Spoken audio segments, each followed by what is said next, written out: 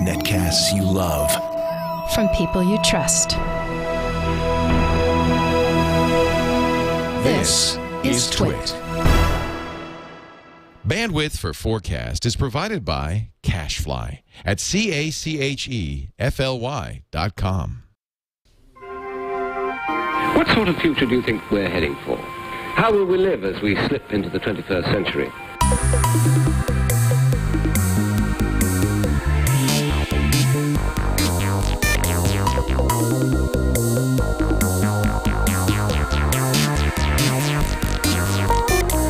Welcome to FourCast episode 43. I'm Tom Merritt. I'm Scott Johnson. And this is the podcast show, netcast, whatever you call it, where we look into the future with two special guests each week. We do indeed. We have two very special guests this week. Yeah, Very unlike excited. the previous weeks. Now we've insulted all of our previous guests. Oh, well, they've already been on. We don't rebook people on the show. Joining us from the Twit Network right here in the studio with me is Sarah Lane. Who? She is? You! Me? Look in a mirror. You're here. This Sarah. Yeah. Oh, I thought it was You know who has two thumbs and is co-hosting FourCast right now? this guy. Or girl. Sarah is the host of iPad Today, as well as the Green Tech Show. Co-host TNT with me several days a week. Yes. And anything I'm missing? We hang out a lot. Yeah. So it's almost silly that Bringer I of haven't Twix. been on FourCast before. Much Twix. Yeah. Much Twix love from here. So, And yeah, I'm excited. And I've worked with Sarah before. She was at Revision 3 for a while. Although I didn't actually work with you there. I just hung out waiting for my wife to finish work. Right. And then we worked You were a loiterer. We worked at the Screensavers together We a did. long time ago, where we would run into each other in the kitchen. Tom Merritt, how the hell are you? Hey, sir. I don't really have time to hear your answer. Just want to let you know I'm here. Someone else who I worked with at Screensavers is Mr. David Prager. Welcome, Prager. Hello. Good to be here. Are you ready to predict some future? I am. I David, used to submit 2 articles a day to you, Tom. I know. And then just one. You took over for Roger. I did. And I have to say you did a better job. Oh, thanks. I'm a better writer because I'm not Roger such would a- just give me like raw notes. David would actually write the story out. I'd have to like stitch all of Roger's stuff together. Until I learned that you could stitch my stuff together too. I know, until Roger told him, like, David, you don't have to send him all that stuff. Just send him the raw notes. He'll Send do him it. the bare minimum and make him work for it. Don't waste time on that guy. And now, of course, you're a bigwig over there at Revision 3. I try. I try to. I'm not saying you're exert as wearing a much wig. influence as I can.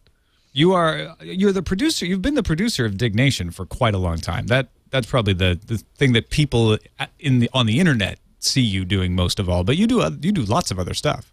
Yeah. Well, I mean, I started producing Dignation because it was our first consistent show, and since I was the only person working at Revision 3 full time, I might as well produce the only consistent show. So I did that as well as. Try to build the company up to more than just one employee and one show. I like that Sarah was very efficient and blessed herself when she sneezed so that we didn't have to interrupt you. That was good. It's weird if someone doesn't get blessed. I'll bless myself, not a problem. No, It just can't go unblessed or something terrible will happen. we have no problem with self-blessers on this show. Good. Right, Scott? Yeah, we don't get them very often, to be honest. So Sarah's a new trend. You guys should try it. Sneeze and bless yourself. It's awesome. Next time I sneeze. Makes you feel so much better. Going to give it a whirl. All right, we do take predictions from listeners as well. So before we get to Sarah and David's predictions, let's take one from Chris the podcaster, Chris Christensen, friend of the show. Wrote in and said, in a few recent shows, people have predicted that self-driving cars are just around the corner because we're 99% of the way there. I think we are much of the way there, but I think that last 1% is much more difficult. A car that can drive itself during normal situations is much closer than a car that can drive itself in all situations. I was reminded of this during a recent trip to New Zealand where I relied on a GPS and loved using it to get around, but at least once it led me into an infinite loop, and many times it made up turns that were not there or missed turns that I needed to make. It took him to Apple? Yeah. It took him to the Elvish kingdoms because he was in New Zealand. Since the roads get more easy to predict when all cars on the road are automated, how about this prediction? Automated cars will come only when flying cars come. All flying cars will drive themselves so that you don't have to worry about the manual drivers. Navigation is easier when you can drive in a straight line, and because flying cars are new, you can require a minimum navigation standard. I'm going to agree with Chris, and I would say this. The problem with the whole road thing, and we keep bringing this up, if that 1% as well, what are we going to do about all the existing infrastructure? I say that has to be chucked out, Tom. It has to go. You have to start with either something totally fresh where things can drive and it's always a consistent experience and there's nothing to be like weirdly in the way, or you got to go to the skies. So I'm with Chris. Go to the skies. Sarah, what do you think? Skies? Okay. I just have a problem with automated vehicles in general, though. Because the automated vehicles are carrying people who have all sorts of different situations going on at any given time. And, I mean, is there going to be no sort of emergency, I got to get out of here, like that flight attendant that we heard about, you know, who, like, jumped out of the JetBlue plane? Like, things happen, right? Yeah, you lose your crap and you yell at passengers and have to jump out of a plane that's taxiing. Or sometimes. you're just in your flying car, your automated flying car, your automated car, and for whatever reason, you've got to hit the big red button because something has happened and you've forgotten something, or you get a phone call from somebody and there's an emergency. I just don't, the whole idea of the automation seems like it would have I would need some caveats. What do you think, David? Caveats on the automated car? I think the flying car isn't the safest thing and is not a good idea right now for the masses, but I think the automated car on the ground is absolutely the way to go when you're dealing with congestion. Because I remember seeing testing that they used to do on this little section of freeway between San Diego, South San Diego County and North San Diego County, and they had this carpool lane where they installed a bunch of magnets in the middle, and they had these cars driving at 75 miles an hour within a few feet of each other. And the cars can do that, but once you put people in the mix and you put any level of congestion, and everyone's going to go down to the lowest common denominator of like 20 miles an hour, if not slower. So I'm a big proponent of being able to let computers help the efficiency of driving faster in congestion. Yeah, freeways are good because freeways are, you know, obstacle free. They can kind of keep it that way. Lots of straight lines. It's that last mile I worry about. It's the stuff to get you home. Do we automate until a certain exit and then we got to shift over and take command? Is that kind of how you see it? Well, someone even had a prototype of a train station where the train doesn't stop. They designed the train so that the car if you're approaching your stop, you go into the car that's going to be getting off on that stop, and that releases from the rest of the train. The train keeps going, and your car is the one that the car that you're in is the one that slowly slows down so you can get off. Well, you'd have to be in the last car then, wouldn't you? No, if the train keeps going. So think about the way how do you disengage that one car? Well, I mean, I don't know exactly how that one worked, but I think it was some kind of like a maglev situation. So you can have a car is held together by magnets, and so you can have one let go of the rest of the train. So whether in the front or the back, the sides of the train will continue going because the sides of the train of that train car aren't connected anymore. So you could release any given car from the train by expanding it out within the train station. I don't know how it works, but there was a graphic for it and everything. Because it's maglev, it makes me think that the car just splits apart and goes clunk to the sides. Where do you want to go? It's a transformer. More than meets the eye.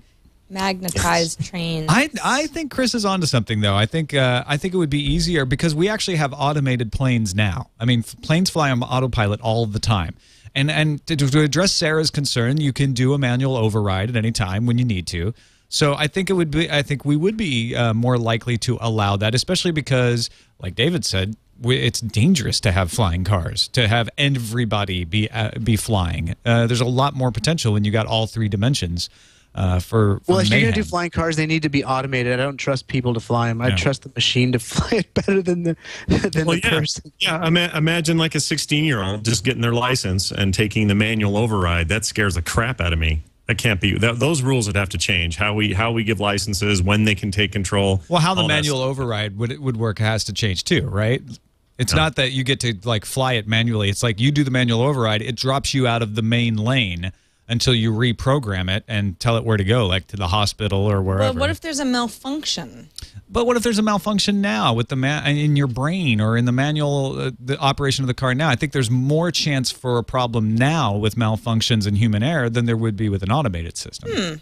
Well, I think once you introduce levels of complexity such as flying an airplane, so if your car breaks down, it stops functioning and you roll to a stop. If an airplane breaks down, it's not going to roll to a stop. But once you start introducing something like an airplane, you start putting in more redundancy for it. So that means if your car fails, there might not be as much redundancy because if the engine stops, then you just stop being able to accelerate. And in a way, it kind of doesn't matter. If you stop being able to keep the plane aloft, then you got a problem.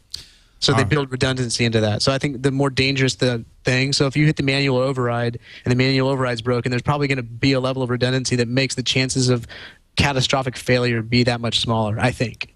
Great email, Chris. Thanks for sending it along. You can send your emails as well to FourCast, fourcastpodcast@gmail.com, or post them on our blog, fourcastpodcast.com. I should apologize. I've been really slow in getting the blog posts up. They've been like a week behind the actual episodes, so I promise to be better about that from now on. You've promised. You better be better. I blame Sarah. No, it's not Sarah's fault. It's all my fault. On to the short-term predictions. These are predictions of what we think will happen in the next few years. Could be in your area of expertise, could be sci-fi stuff you see in the pipeline. Whatever you think is going to happen soon, tell us now, Ms. Sarah Lane. Oh, I get to go first? Yep.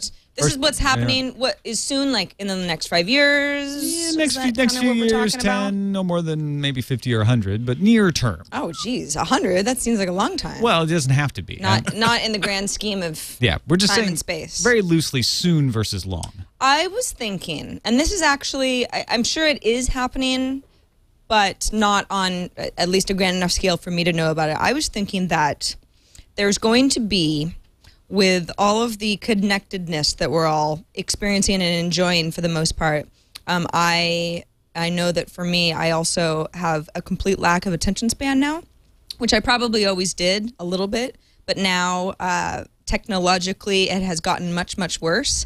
And I predict that there will be entire communes of people who refuse to be on the grid. And I don't mean like they have solar panels and things like that. I think that they're just going to be... He's doing. Oh, I'm sorry. I got distracted. I've got such a short attention span. Oh, that's so funny. I was like, is Django the dog here? Is she pulling out cables again? He does this all the time. You just gave him a good out. I instead. see. Well, it's hard to pay attention, especially to something like this. Yeah, intelligent thoughts. Right. Yeah. I don't know how intelligent. I see there being some like backlashes of people who make a big stink about how technology has poisoned people, and they're going to go, not just like, oh, we're going to go live in the mountains in a wood hut because we want to be one with nature. It's more of like an anti-technology movement. Like a withdrawal. They're saying, you know what, my brain is not thinking as clearly as I used to. That humans actually weren't designed to support this kind of information overload, and it's harmful to us. Yes. I'm not saying that I want to be part of that, although I think it probably helped me in certain situations. But I think that there will be more of that. And I think this is more like really short term, like in the next 5 years. I support that in a limited amount. Like, I understand what they're saying, because definitely with the number of opportunities for information that we have, it's a whole lot easier to overload. You don't get those enforced breaks. I mean, you think about in the 1800s when you had to like hop on a slow horse or when walk. you were a little kid. Yeah, when I was small. Yeah.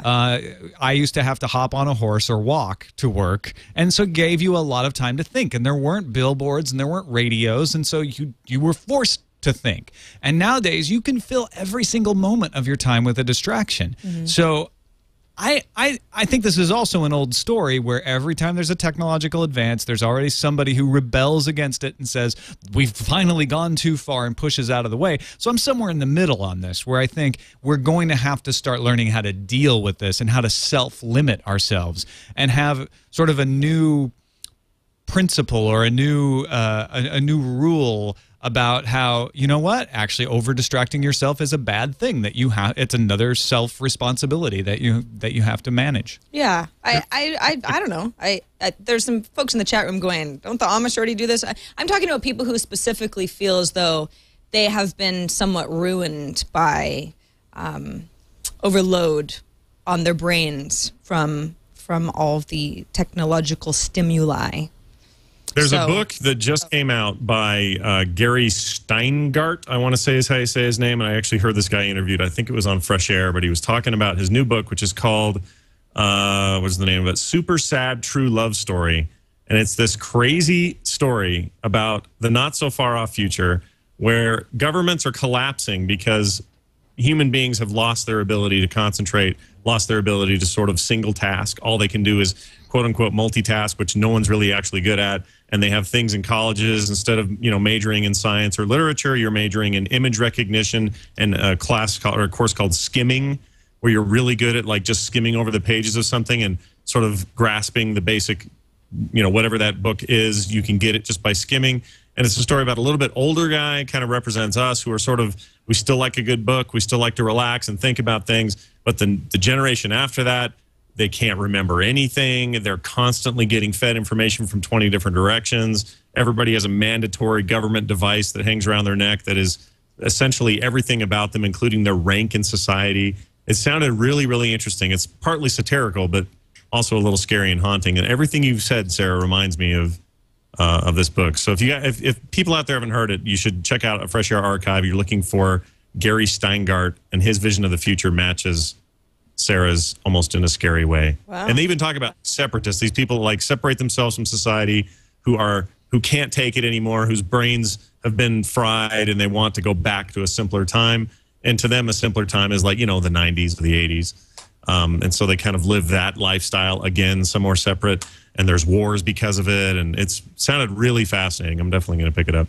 Living like the 90s. What was that book Harrison Bergeron, where everyone in society has to be brought down to the lowest common denominator, and government had a post of someone called the handicapper general, who's supposed to make sure that, if you're exceptionally smart, you have to introduce sounds that disrupt your thoughts into your head so that you're brought down to everyone else's level. If you're exceptionally bad looking or good looking, they're going to put things on you that make you look so that everyone is kind of the same average kind of look. Have you heard of this book? Yeah, it's Kurt Vonnegut, right? I think so. Harrison Bergeron, I think it's called. Yeah. Yeah. And then there's that movie, Galaga, is it called? Gattaca? Gattaca. Yeah, not Galaga, the video game. Gattaca. Not Lady Gaga. Is it the movie where the little flies are like coming down at you and you have to shoot them? No. Oh, so you mean Gattaca? Galaga. Okay. No, it's a movie where they're able to basically scan your DNA to such an extent that they're able to identify what you're capable of. So they'll tell you, like, well, this is what your mind is capable of doing. Therefore, this is the only type of job that you can get. We're not going to let you do something that requires more thought because we don't think that you're capable of it. And every person is segmented into what they're going to do based on that. I think those kind of dystopian novels and ideas are important as thought experiments, as sort of warning signs, but I don't really think we're going to go that way. No, and I don't think that's a whole different thing as far as we should all be marginalized in the exact same way. Is different than some people saying, I embrace this new technology. I like where it's going. I'll juggle one extra step.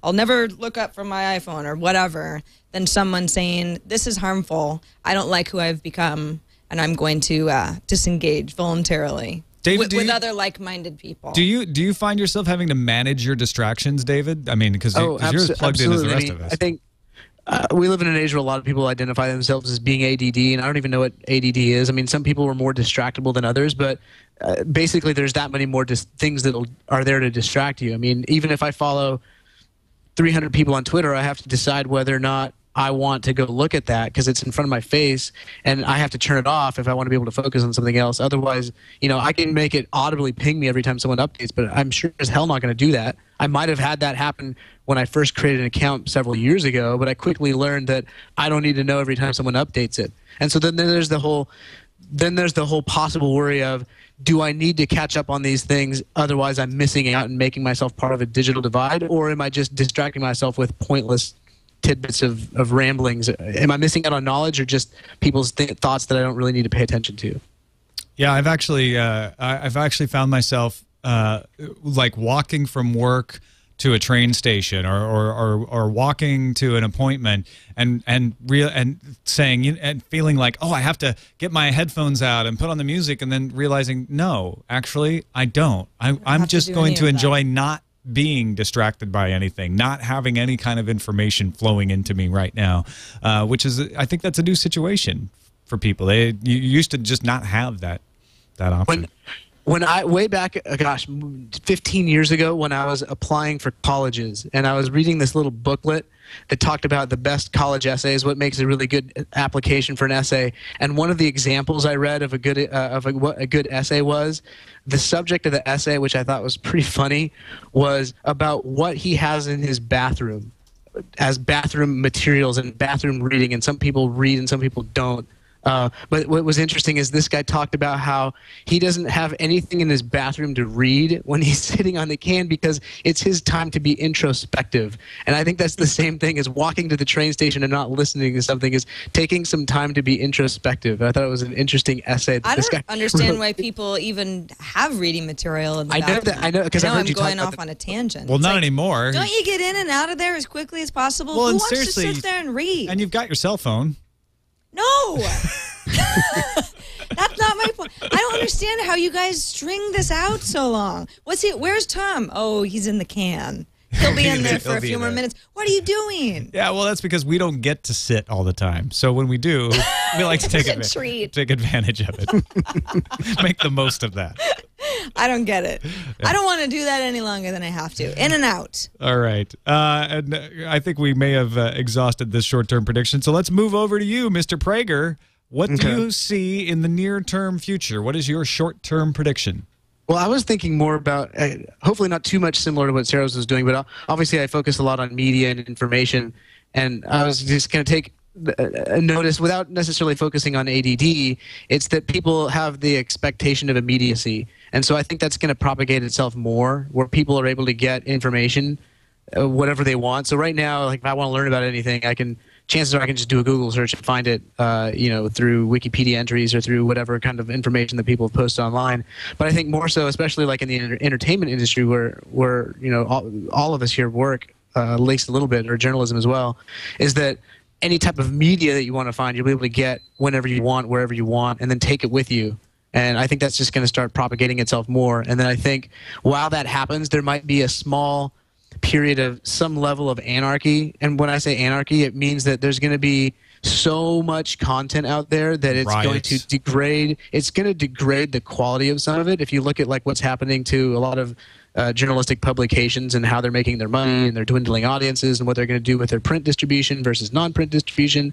And I think based on the smaller amount of returns on some of that money, I think the quality of some of the journalism is going to go down, at least in the short term. And I even think the quality, as more and more people adopt watching internet video, you're not going to be able to get as many things like a Lost for some period of time until people figure out how it's going to get paid for. And then I think people ultimately end up wanting certain things of quality and have to figure out, whether or not it's going to be an ad-supported thing, something that they pay for, or a combination of the two. So I think that's what's going to happen in the next 5 or 6 or 8 years, media-wise. What do you think about this situation? Well, okay, so my brother-in-law just built this huge theater in his basement. It's awesome. It's huge, and it makes him never want to go to movie theaters again. And I said, well, what would get you to a theater? And he says, well, I would go if they let me see the movie and then walk out and then buy a Blu-ray, or better yet, I would pay pay-per-view prices to see a movie on premiere night, in the comfort of my home theater. Just stream it to me, or let me download it, or let me do something to let it unlock at midnight or whatever. And he was talking about all these scenarios where he would be willing to pay for this stuff. And it seems to me that, I know not everyone's going to be like him, but there's probably a good number of people, if they want lost quality TV shows, or they want movies to retain some level of quality, and those things that cost more money to produce that quality, that they're going to find a method or a way of getting more people to be willing to pay a premium price for it early on. And I'm not talking the long tail when DVD sales are petering out, but like early on, night of, day of, when I walk out or whatever. That's one way to sort of feed that machine and keep that going, so that you're not forced to watch TV dwindle until it's nothing but reality TV programming that's super cheap to produce, and all of that gets shifted to web production anyway, and before you know it, that's all we have, which I think would really suck. So it seems like this is maybe a way to Well, I know that there was one movie studio, I think it was a story that came out within the past 2 weeks, one movie studio, I forget which one, but they stopped giving Netflix their new releases until like 2 or 3 weeks after they came out on DVD. A couple of studios saw have a done that, noticeable increase in the people that would purchase it, which is kind of interesting, and I think goes along. Like, was it your brother you're talking about? Yeah. Yeah, I mean, I think it's stuff like that that will have people doing more of that. I totally agree with him though on, like, if I have a really nice home movie watching platform, I would never really want to go to a theater unless for some reason I wanted to be with a large group of people to watch Snaked on a Plane or something. But I mean, the way that you watch the content, I mean, is that really what what you were originally talking about? The degradation of the content itself? I mean, the content's being made either way, whether you go to the theater or you watch it in your fancy home theater, right? No, but if people, I think people might end up stopping if people stop paying for it and more. Well, I mean, if you're going to get the content at home and you're not paying for it, then the content's going to stop being made. Right. Yeah, that's true. But what the bigger, here's the thing: Hollywood once in a while will reinvent itself. It's like, oh, well, TV comes along and we got black and white screens at home. So what do we need to do? We need to go widescreen and we need color vision and we need all this kind of crap. And so now there's this differentiation and home is okay, but theater is still better. And then you go down the road a little bit. It's like, all right, well, where else are you going to get surround sound? Well, you can only get that at the theater because at home it's all crap. Well, now at home we got all this other stuff. So what do they do now? They're reinventing themselves again, trying to push digital 3D down our throats, and they're trying to reinvent the theater experience so that this never dies. And I just feel like they're running out of ideas. I think 3D is going to contribute to bad quality stuff. Well, it already is. There is a good way to do 3D and a bad way, and most people are doing it the bad way. So I think you can look at this stuff short term and you can look at this stuff long term. And long term, it will all work itself out. I mean, I don't think this technology is bad, and what people want is the choice. They want they want to be able to get the shows they want and the media they want. When it immediately comes out, not delayed 3 weeks after it comes out in Britain or delayed 30 days after it was made available to Blockbuster, they want it now. And eventually we will get there because that's what people want. It's a matter of them figuring out how to transition from the old business model, which didn't have to account for that, to the new business model, which wrecks the way that they had set things up. And David, I think what you're saying is there's going to be a period of chaos or anarchy, I think is the word you used, where we're not sure what we're going to get for a while we make that transition. And we can argue about how bad it's going to be, but I think you're right. And I think we're already in the middle of that because I think that's why we see like, well, there's Hulu, but they only put the past 5 episodes on, and then there's Hulu Plus, but what are you paying for there? And really, Hulu Plus is going to be the great experiment. It's the next great experiment to see whether or not that type of a hybrid model will work.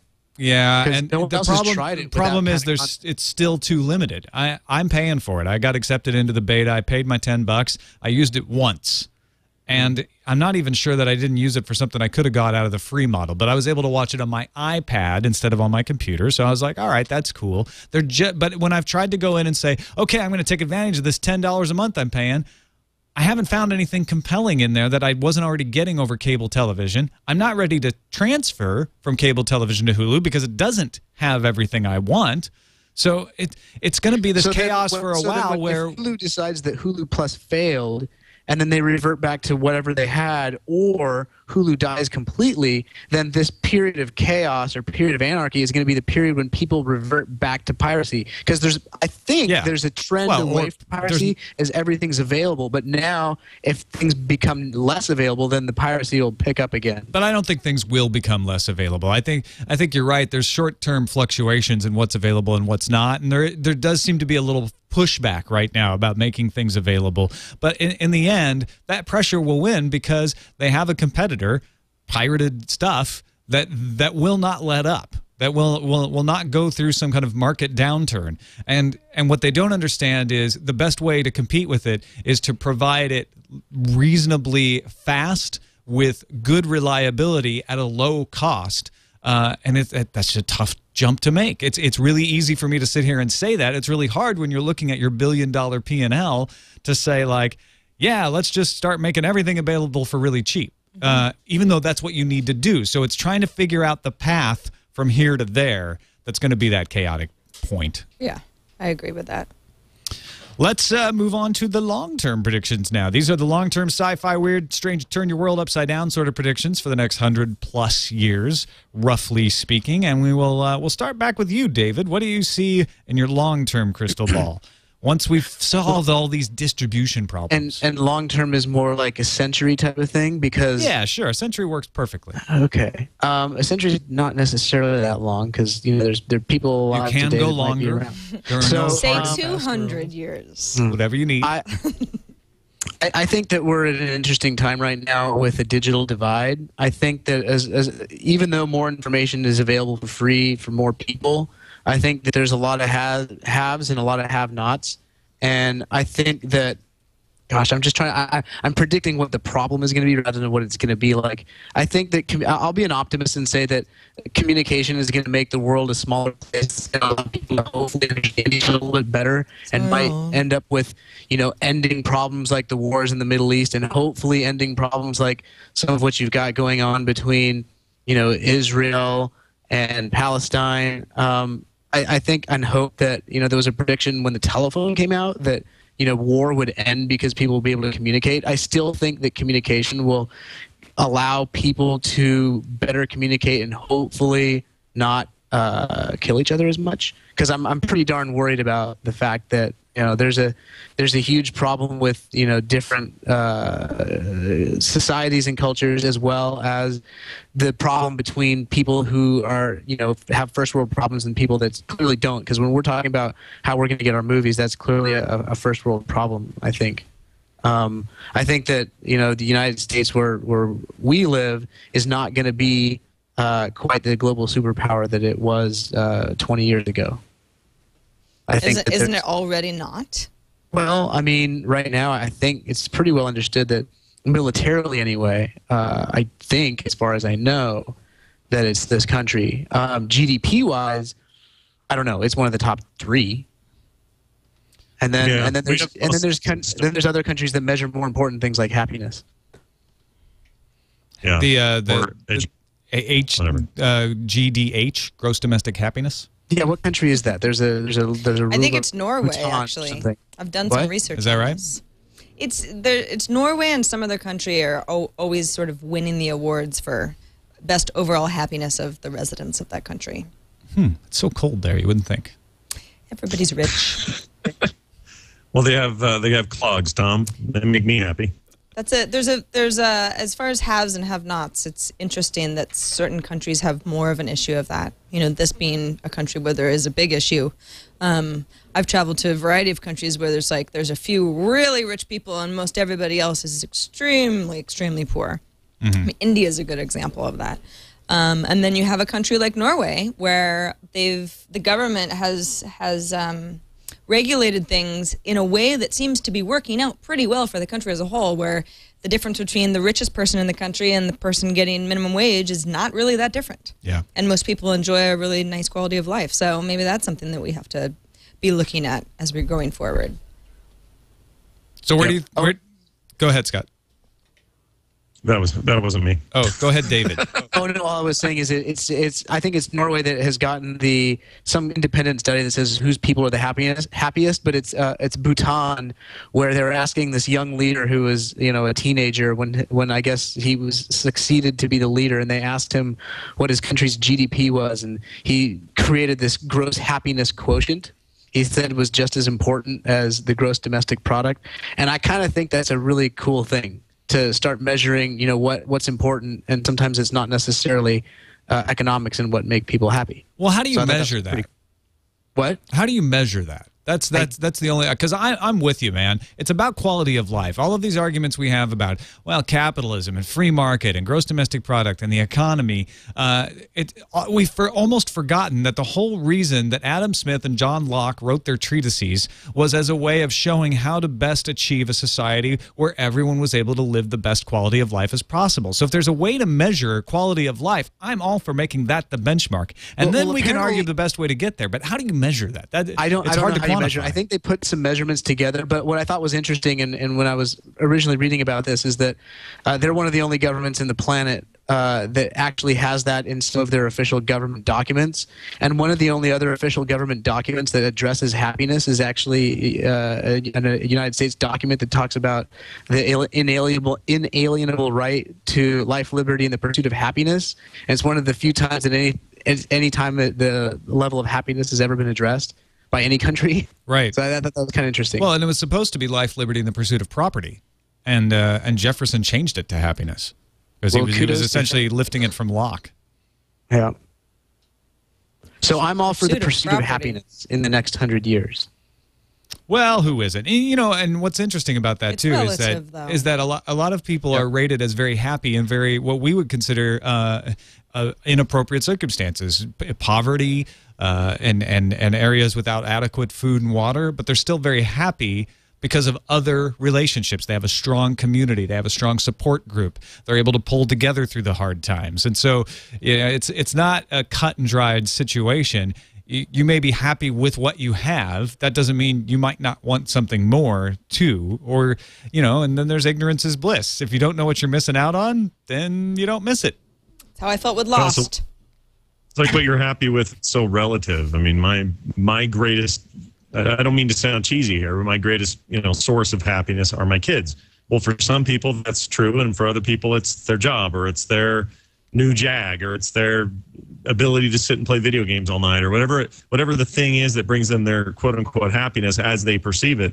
So it's really hard to, it's easy to say, well, we all should be striving for this level of happiness, but what is that, and who is it for, and why is it different for the guy right next to me than it is for me? And that's where it gets all muddy and hard. And there's a lot of cultures that don't even value happiness.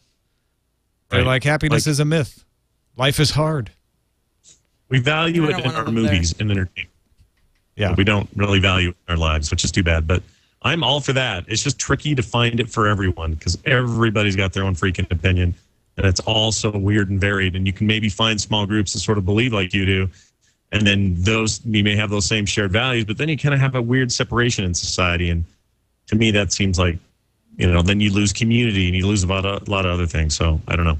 And something so simple as you liking the sound of a certain keyboard sets me on edge. That's right. We talked about this on Tech News But you're just trying to today. be happy. Yeah, this keyboard right here makes me. I love the sound of this. It makes Sarah want to stab someone in the eye. Makes me feel stabby. Yeah. But you're not trying to hurt me. You just are because we're different people. Yeah, that's true. It's a very good point. You know what would make me? Oh, sorry, David. Go ahead. Oh no, I was just going to talk about happiness again and talking about how if you've heard of the Four Noble Truths. Yes. As spoken by the Buddha, and the first one is that life means suffering. All life is suffering. In order to, and then it gives I think the rest of the noble truths are how to basically attenuate suffering as much as you can, which is to, I think, cease desire or attachment, something like that. Yep. Well, what would make me happy is if we heard Sarah's long-term prediction. What is your strange turn your world upside down view on the future? Okay, so I've thought about this, and I'll go with, this is an at least 100-year plus prediction, and I know it sounds a little crazy, but I assume that I probably won't even be here in 100 years, and that seems really far away, so we all know how quickly things can change. I think that eventually, and I don't think this is a good thing, but I think that variety of language is going to be eradicated, and we're all going to speak one global language. Ooh. And that is, when I say global language, I'm talking about not just, the English language, but... like a convergence? Yeah. Like in Firefly, when they like a Chinese words just thrown in? I don't know. Except more advanced. I don't remember that part of Firefly, although I did just see that movie the other day, and it was very Serenity? good. Yeah, there's a couple parts in Serenity where they just speak Chinese to each other.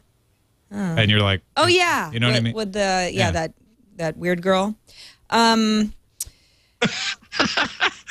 know who I'm talking about. She's got a funny name. Ryder. Anyway.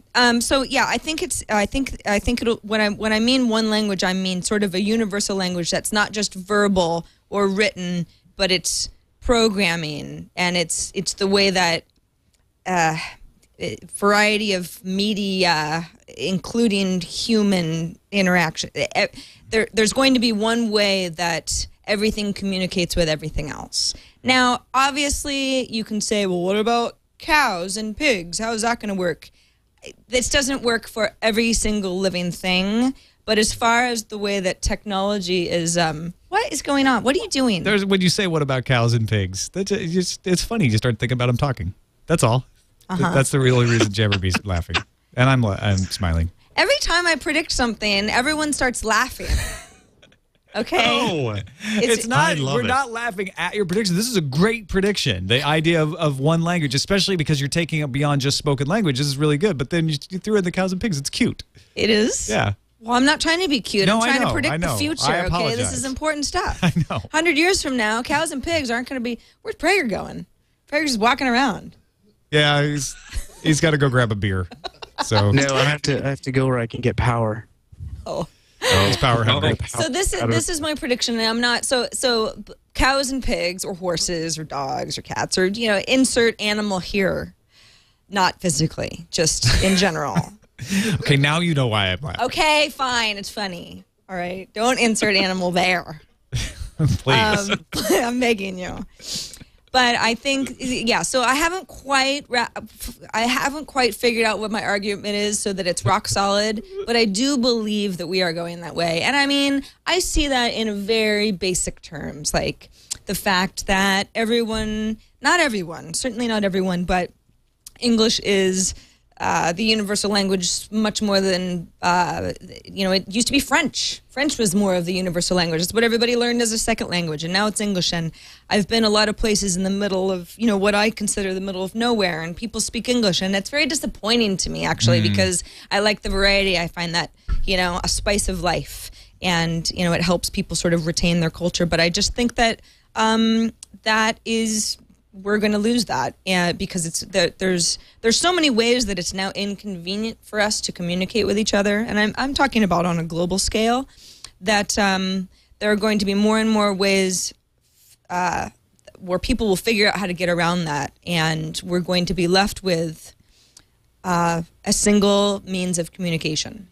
So, in other words, beyond just the idea of syntax and words, right. we'll communicate in all ways, with computers even, yes. in one sort of converged language. So if it's like, I want to write a script, I'm going to just do it in the same way I would communicate to you that I, want to go get a Twix bar. Yeah, kind of. Yes. And I mean, even if you and I speak the same language and you're from a different part of the country than me, and geographically we don't run into each other, yeah, there's going to be some variety. I mean, well, and that's true of English, right? I mean, when you say you're in the middle of nowhere and you hear people speaking English, it's not the same English that you speak. No, because but it's something that I can understand. But it's close enough that you can make yourself understood. Yes. So that's more of what I'm talking about. Not a word for word type of a thing, but I say something, or I do something, or I write something, or I perform an action, and it is recognized by everyone else because we've figured out a way to make it one universal language. But I don't necessarily think that's a good thing. You know what I think might make that happen? What? Aliens. Yes. Now he's laughing at both of us. Isn't the show supposed to be about far-fetched predictions, like people turning into cheese? Well, maybe, but I'm not sure about that one. But yeah, all right. There's no wrong prediction. But no, I do, and the reason I say aliens is because when we think of ourselves as all of existence, right? There's always this us versus the you versus me sort of situation, which I'm not going to abandon my language because I'm Irish, and we're going to preserve the Irish language. We're going to fight against English because English is the language of the oppressor. But then the aliens come, and suddenly it's all of us are humans against the aliens, and that's when we start to just give up those distinctions, because it's like, you know what, we need to make ourselves understood if we're going to unite and preserve our culture of humanity. Did you just watch Independence Day? No. Okay. I've watched it like 6 or 7 times, though. I think it's soaked in. Oh, Tom, that is 6 or 7 times too many, as you know. Oh, but it's a great movie to just have on while you're doing something else. Ew, really? Yeah. I think it's pretty bad. Oh, yeah, exactly. Bad movies are good to have on. Sarah, sometimes. I am with Sarah on this one, 100%. That is our prediction. That movie will be banned from theaters and homes. In 100 years, it will be illegal to watch the movie Independence Day. So, David, because aliens will be running the country. Are you catching on to this language idea? What do you think of this? Well, I mean, I was talking about people being able to communicate. I think at the very least, there's going to be kind of one underlying language that's going to be mutually understood, most easily able to disseminate as much information to as many people as possible language. And I think that there'll be a lot of people trying to preserve at the same time different little cultural things. And Sarah predicted that, a lot of that stuff will start to disappear, and probably inevitably it will. But I do agree that there's going to be some kind of, common factor that people are able to rely on for means of communicating with each other. And I don't think it'll be English either. What do you think, Scott? Do you think it'll be based on anything we know now, or would it be totally different? Well, I think English, because of its dominance, I think it'll be a huge factor, but I think it'll be a weird, like, it's very difficult to predict this, but I think it'll be a weird cacophony of multiple languages applied for convenience and sort of common sort of structure and things. And so certain words from, say, I don't know, Farsi might leak in there because as we get closer and closer to having less war with the Middle East and maybe having more commerce with them and things like that, which I believe the future holds. And I know that's weird to hear now that maybe the Middle East one day will be a big booming place for business and trade and everything. But look at Japan and look at Germany and look at other places where my grandparents would have laughed me out of the house. So the point is that we'll pull some of their stuff where it seems to be convenient. But what will really drive all of this is the dominance of the internet as the communication tool we're dealing with, and the ease in which, or how much easier it is to use the internet when you're all talking in one unified way. And because the English-speaking world dominates the internet in such a huge way, and I know that's changing, but right now it's a big dominant thing. If you look at like total language use on the internet, the numbers I saw, and I couldn't point to them right now, so I'm pulling this completely out of my butt, but I swear I read this, that English speakers dominate the internet. Well, that's true, and assuming that's true, and this being the primary platform for future communication, it only makes sense that it's going to evolve out of that. I don't know about with Mandarin. I mean, it's easy to forget about the fact that China has a lot of people that we don't interact with that can outnumber us really quickly. And Mandarin is the most spoken language in the world. So I've got a, let's see, top 10 languages on the internet from the Internet World Stats, circa 2010. So this isn't too old.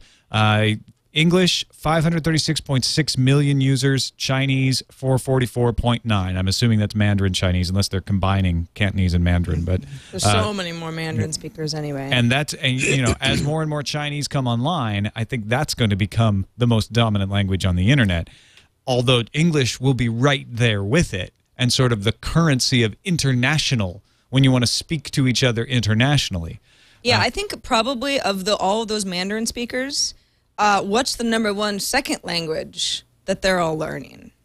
It's English. Yeah. And it's English for a lot of other countries, too. I mean, there are more, there are a lot of, well, I guess Hindu or Hindi doesnn't really, because it's the lingua franca, which goes back to you talking about how French used to be the lingua franca, hence the name lingua franca. Right. But yeah, I mean, that's the thing with English, is that no matter what you speak, as a first language, there's a huge number of people saying, well, if you want to be a global player, you got to know English. I feel outrageously fortunate to speak English when I travel, and I'm sure Sarah probably agrees that I've been fortunate enough to have been to a great many countries, and unfortunately the only other language I speak for the most part is Spanish and a little bit of French, but I find that I can go to almost any country and I can at least struggle with people to try to say stuff in English. And I just can't imagine not speaking English and trying to go to a great number of countries. If I spoke, German or Japanese or even Mandarin, and I tried to go to like countries in certain countries in Europe and certain countries in South America and certain countries in Africa, if you didn't speak English, you wouldn't be able to have that much of a percentage of a common denominator in the second language being English. I feel that it's convenient, but I also feel that it's, I don't know, it makes me feel lazy or something. Like you use German as an example. It's like, yeah, German tourists, where did you just come from? Thailand. It's like they might be trying to speak to a Thai shop owner about something, and probably they're both speaking to each other in English. Yeah. Not German or Thai. Well, and this is where Latin was. And I don't really like feeling like over 1,000 years ago. And Latin was the dominant language of the Western Hemisphere because it was the language of Rome. And so everyone who didn't speak each other's language, and there were more languages back then, spoke Latin to each other. That went away. That declined. So English might not last forever, but it might be the basis for this language that Sarah language is promoting, like an Uber language. Yeah. Like it declined because things changed and other countries became dominant, and there were places nobody had been yet, and so there was a fight to get those places under control. And Spain made a huge splash with Spanish. They came over here and went boink, and everybody spoke Spanish all of a sudden. So, got to give props to Spain. for trying. But my point is that now that we're at this stage where there's no other, we're done with the whole exploring everything and finding new cultures to sort of take over and teach new languages to. Now we're left with this. All right, well, we can all fly to each other in 18 hours or less. What are we doing to build the new common language? And I'm not saying it's a good thing either, Sarah. I'm kind of with you on, we need to maintain kind of your identities and stuff like that. Others may argue, well, we're never going to see eye to eye until we can talk eye to eye. But it seems like that's where it all, that's where it's all going to start. If only our podcast were sponsored, then we could transition to something that allowed you to talk to each other eye to eye. But sadly, it's not. So instead, we'll transfer to the crazy ass predictions. We'll think 10,000 years in the future. Just really your wildest prediction. Hopefully it's a doozy. And Sarah, we'll start with you. I want Prager to go first. 10,000 years into the future? Sure, or just crazy, or just wild. We've actually had some short-term wild predictions where it was just off the charts, but usually they're like way, way off in the far, far distant future. I mean, okay, so 10,000 years in the future that's tough because it's so far that it's almost like anything's possible. I could say anything, like, we'll all be made of felt. And, I mean, what are you going to argue with me? You don't know. Yeah. So how about it's wrapped in felt? Can we do that? Well, we could wrap ourselves in felt right now. There's felt curtains hanging behind Tom. But that's the fun of the crazy ass prediction. Well, okay. Yeah. So you're going with that, made of cheese. What are you going with? I'm going to say that because obviously in 10,000 years there would be evolutionary changes that could be very dramatic indeed. That if we're even living on Earth anymore, which we probably won't be because we're going to ruin it well before that happens. But if we were, then there would be some evolutionary skin, not felt, but some sort of like a skin, hard, almost like a candy shell that would be covering all of us so that the sun doesn't kill us. A delicious candy shell? Well, it's not going to be delicious. Okay. It's just going to have the consistency somewhat like a peanut M&M. With a tasty soft center? No. Okay. No. It has nothing to do with candy. It's just we'll look somewhat like peanut M&Ms in order to not all die of skin cancer. I got it. I guess so. We'll be selected for hard, reflective, yes, durable epidermal layer. Once the UV filters are all shot to heck, and there's nothing left to do. The few of us who are lucky enough to have survived 10,000 years into the future will all be born with protective shells against the sun, which will be much stronger than it is as we know it now. All right. And maybe it'll be delicious, but I hadn't thought about it in that way. I think it won't be delicious because it will make people not want to eat each other. Well, right, exactly. We don't want to be delicious or evolution will select against us. That's right. We don't want the cowy horse to lick our shells. We don't want to have delicious, unless we have seeds inside that can be spread. That's why fruit becomes delicious. Well, some of us do. Yeah, but you're not going that far. No. Okay. I'm just talking about sun and skin. What do you think, guys? I love this prediction. I think it's fantastic because this is one of our one of our most unique predictions by far. Thank you, Scott. We've never had close to this, so I really like it. I like it because it's practical. Yes. And your initial description is tasty, so I'm in all cards. Let's go. I like it a lot. David, would you like to have a candy hardened outer shell? Well, I'm telling you, if I need SPF 10,000, and I would feel at a disadvantage if I didn't have the shell. So I would definitely take the shell if the alternative is to fry. I can't find any fault with this prediction. You can't put the shell on. You're born that way. Yeah. I know, but this is not like sunscreen here. Well, I mean, basically, if evolution means that my body is has a defense mechanism against the sun, then I want that evolutionary defense mechanism. I think this is. I can't find anything else to say. I mean, I think you're dead on. I mean, it'll take us a while to find out. I'm right, aren't I? But I think you're right. In 10,000 years, we're all going to have hard candy shells. Well, I think it's quite possible, given the right combination. It's possible that some of humanity would have that because of where they migrate to, while others will have gone to, you know, colder climates or found alternate Earths that have the same climate and then stay in our mushy pink system. And then we might actually like clash, and there might be, you know, we have all of these movies where the horrible aliens that look like insects are unknown, but it actually might just be us fighting against, you know, versions of ourselves. The candies versus the squishies. Yeah. For example. Who do you think's going to win that fight? Candies. Every time. Obviously. Yeah. Candy time. But the thing about our skin now, like, it's the one thing scientists say they can't replicate. They cannot synthetically create something that does what human skin can do, that's as durable, that's as pliable, that will sweat, that will protect, that will do all the things that it does. And they can't even come close to coming up with some sort of artificial version of that. So skin is already crazy awesome. Well, we can't replicate the brain either. There's a lot of pieces we can't replicate. Well, that's true. What did you yell, Kiki? We're close. She's like, we're close on the brain. So skin's a better example.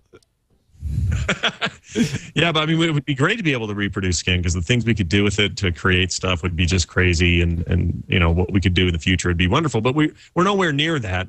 And so it seems to me like what you've described is not only interesting idea, it seems likely, because all what we're seeing, if we're truly seeing an overall warming that could last, you know, who knows how long, and that's just the way the Earth's going to go for some thousands of years, then why not a few, you know, little mutations here and there and selections, and before you know it, everybody's looks like the yellow M&M guy.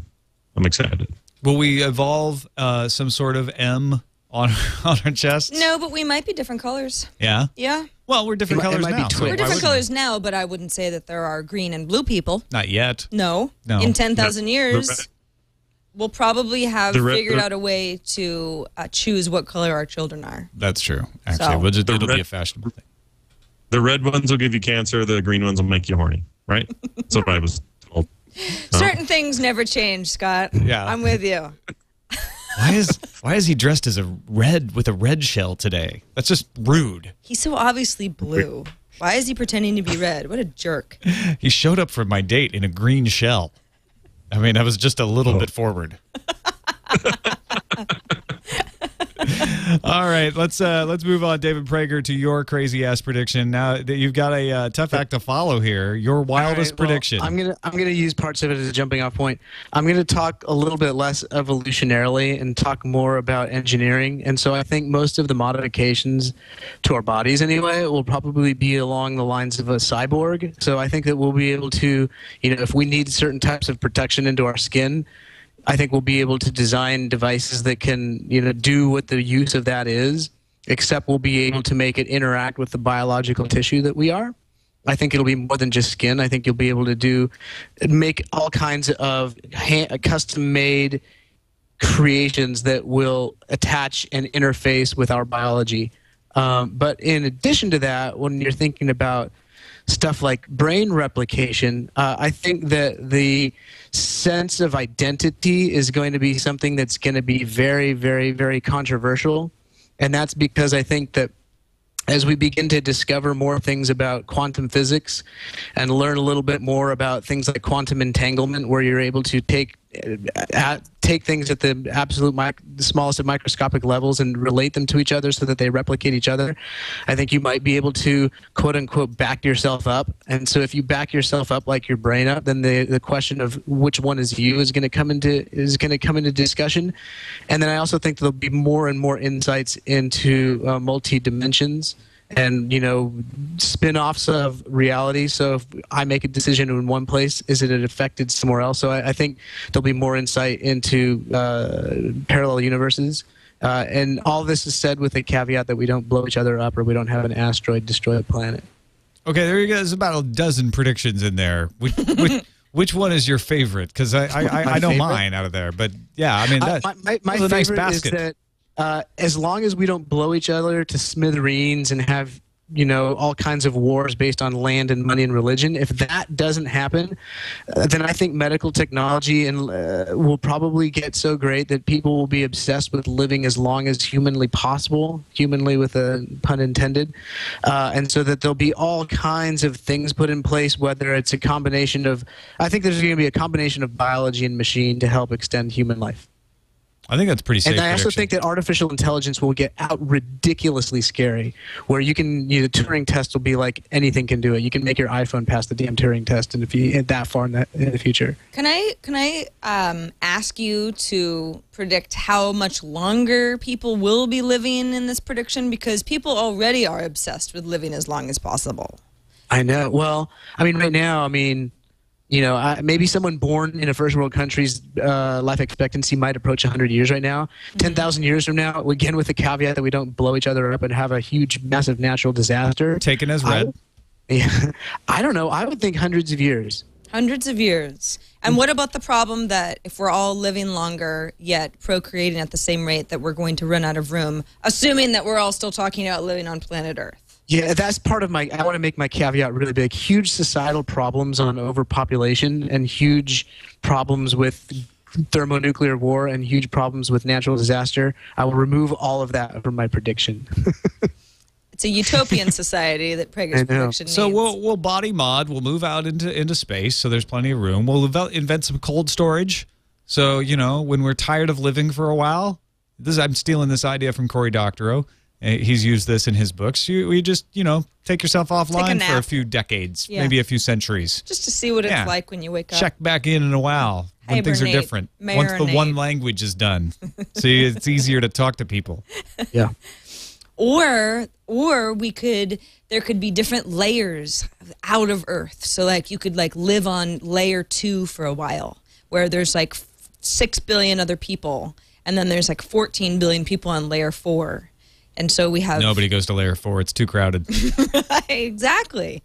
Layer 3 is where it's at. Yeah. And then layer 1 is the retro, old Earth with grass and dirt and stuff. With grass and dirt. So you're talking layers that actually extend out from the Earth's surface? Is that what you're talking about? Yeah, radius layers. Ooh, I like that, dude. That sounds like a whole lot of fun, although, I don't know. Well, because we don't have any more room. So as each layer gets built, it's bigger than the original layer. So your circumference just gets, you get more out of it. Well, you've heard of the mole men before, right? The mole men? Yeah. Like the mole people? Yeah. They live under in the earth. subways? Well, they live under the earth. Layer 1. Yeah. I think they may have already done this, and we're just living in the retro layer, and they never told us. We're like farm animals to them. There's less room. I'm talking about adding layers on top of the Earth that's already here, so you gain surface area. I see. You wouldn't drill in. Well, that's where the mole men got it wrong. Well, that's why they're mole men. Yeah. That's why their society has Back collapsed. in your hole, mole guy. Yeah. Careful. They're listening. What do you think, David? That's fascinating. I don't know, but I think he has no way. He has I'm thinking no idea. I'm thinking about that. Halo, where you've got this ring with its own gravity, and you've got other layers of. I don't know. I'm liking the dirt and the grass layer the best. Retro, yeah, I can see that. I kind of like the Halo thing, though. In playing that first game, which, by the way, they should totally return to that, where you've got an actual Halo to fight on, because right now it's just worlds and it's dumb. But anyway, outside of the whole gamer perspective, I always thought that kind of world would be awesome, because you could replicate it. You could say, all right, well, here's one, and there's one next to it, and there's one next to it. And I don't know anything about how big those structures were that they would actually cause gravitational issues or whatever. But you could have this infinite number of rings, and no ring would be any better than the other ring. They'd all have water and mountains and land and whatever you needed. So you could create Dyson spheres. Yeah, concentric Dyson spheres. Problem is, you can only have one sun in a Dyson sphere. You can't. The outer rings would be actually very dark. Yes, they would. Yeah. All right, it's time for 4 questions. This is the segment where we hit each of our guests up rapid fire style with 4 questions about the future that you're not allowed to stop and think. Just answer from the gut. Great. Tap into the space-time continuum and give us, if not a more accurate prediction, hopefully a highly entertaining one. Oh, God. And Scott, are you ready? I am ready. Sarah Lane, are you ready? Are you sitting comfortably in the studio? I'm pretty comfortable, Scott. I'm a little scared My first reaction is usually really stupid, but I'm ready to play. All right, good, because here we go. right. It starts now. In an alternate universe and timeline, did that Sarah Lane wait for the white iPhone? Yes. Of course. Well, good. The At white least one of iPhone you is a did. constant. Space and time Yeah. it has no effect. All right. I like white If you were iPhones. drafted into a future war, which brand of the service or which branch of the service would you prefer? Navy. I like Oh, water. really? Why? I like Oh, water. all right. Yeah. That's Ocean. simple.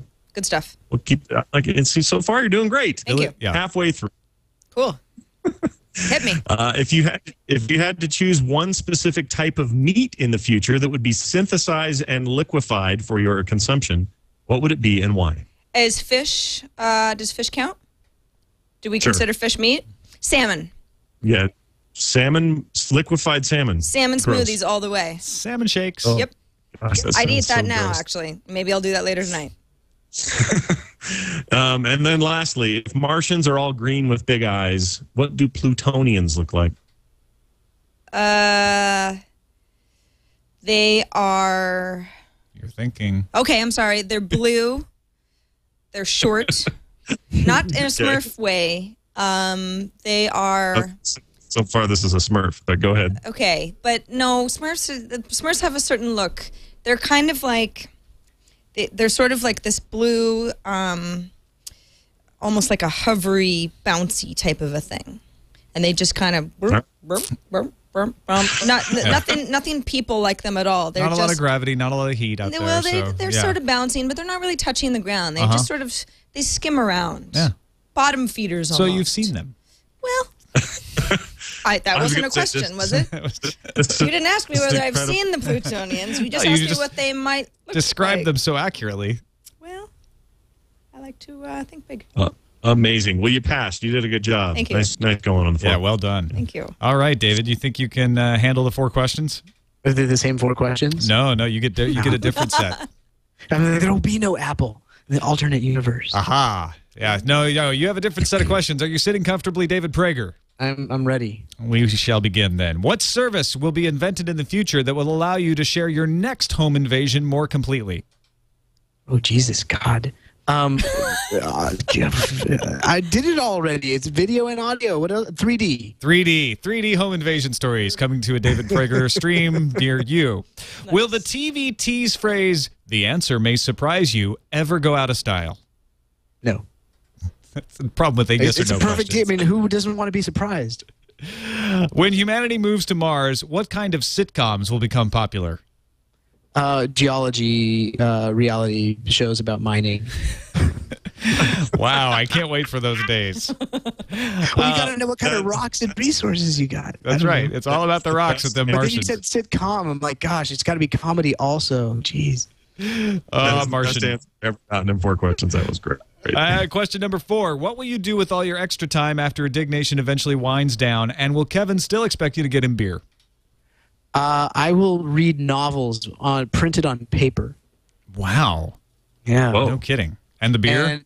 And I will switch to sake. Excellent. Excellent answers. Thank you, David Prager. Thank you. Thank you. As a contestant on 4 questions, you win the right to tell people you've done this show. Well, I thought it was a competition. No. Everybody wins. It's like soccer for Little League. That's right. Yeah. Heard right on the show. Everybody gets episode. We talked a lot about that.